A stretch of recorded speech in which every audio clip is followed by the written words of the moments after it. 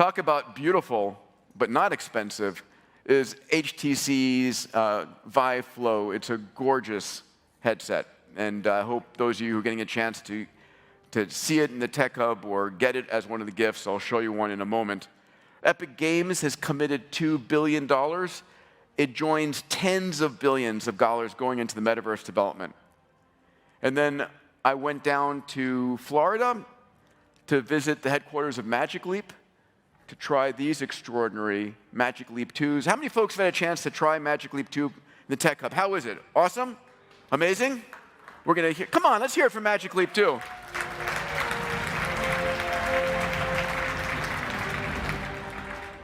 All right, we're about to jump in. Before I do, I have a dear friend of mine who I would love to have had on the stage here. He's been on the stage with us before. Unfortunately, travel restrictions out of China don't allow it. Let's bring up my dear friend, Alvin Graylin.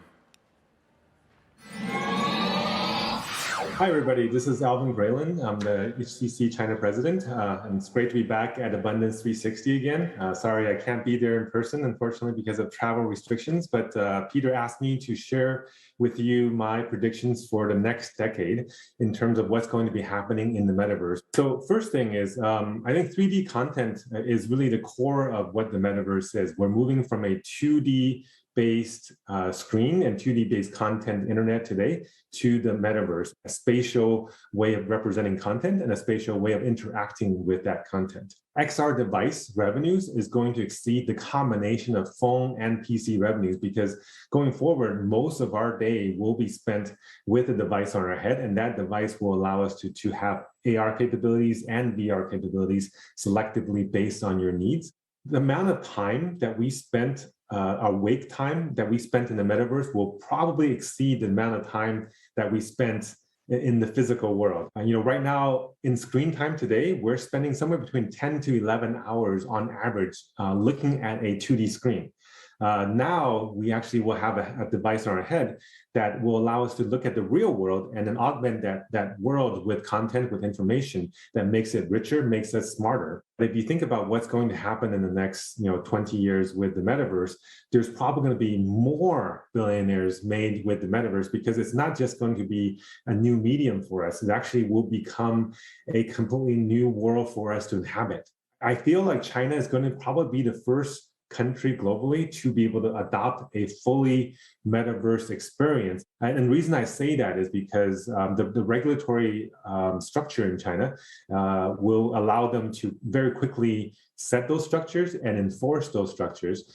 For one thing is they already have a real ID system for the internet. So pretty much everybody on the internet is already using their real phone number, real ID. So they can use that as the common ID. We would probably only travel more for leisure and a lot less for business. That's going to reduce the overall climate impact. And lastly, I think there's going to be social ramifications. If the world becomes much more virtual, the amount of abundance in the world becomes even greater because we don't really have to worry about limited assets because digital assets are really, you can recreate as many versions of those as possible as you need. And so everybody can have a virtual Ferrari or a virtual mansion or a virtual trip to the Bahamas or whatever, right? So it really gives an opportunity for the world to become a lot more egalitarian. And when there's less resources to fight over, there's less resources to fight in general. So, good luck in the rest of the event and go Abundance. Let's hear it for Alvin, everybody.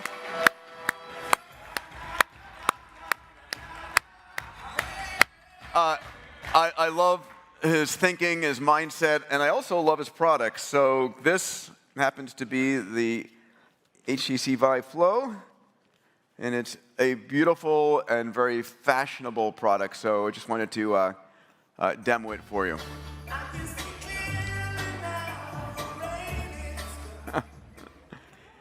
They are gorgeous.